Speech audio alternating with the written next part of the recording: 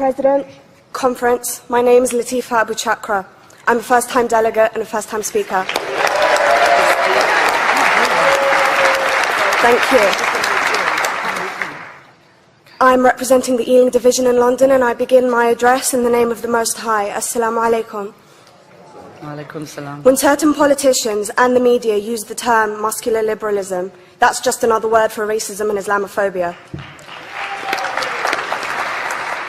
This stance on Islam has led them into primary schools to ascertain why young girls wear the hijab, as it could be interpreted as a sexualization of these young girls. I say shame on Ofsted for victimizing young girls, for choosing to wear religious articles of clothing. There is no such measure made for other religions or other articles of religious wear. This stance has other ramifications. It signals to the British public and emboldens groups such as EDL, BNP and other fascist and racist groups that women are oppressed by Islam, are made insubordinate to the men that supposedly forced them to wear it, and that it is the job of the British state to liberate us. We reject this imperialistic saviour thinking.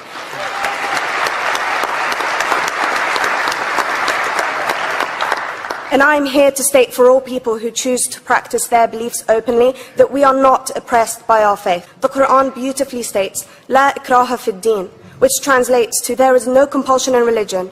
My faith has given me the right to choose 1,400 years before the Universal Declaration of Human Rights told me I could. A fun fact for you, conference. My dad didn't want me to wear the hijab. I chose to.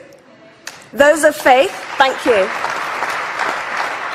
Those of faith should have the right to choose to wear their articles of faith. Sikhs wearing the turban, Jews wearing the kippah, or Christians wearing the crucifix. Practicing my right to freedom of expression through the hijab empowers me and other women like me to know that we are able to make decisions for ourselves. Through the hijab, women like me feel empowered to overcome the social expectations of sexualization that is relevant and has currently resulted in many cases of anxiety and worse. I can speak for myself and others like me. At school, I was able to focus more on the thoughts that were running through my mind than how good I looked to the world. The NUT has supported a woman's right to choose when it comes to pregnancy. I want conference to support my right to wear the hijab.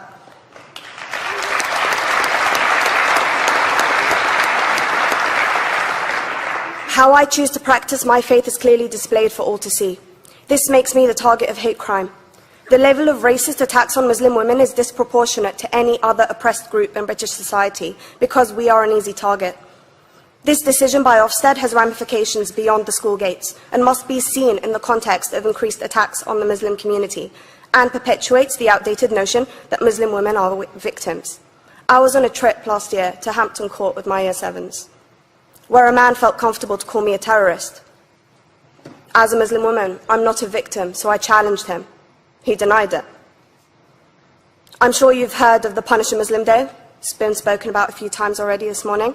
And as a Muslim, I'm actually quite optimistic. They're trying to limit it to one day. That's 364 less than normal.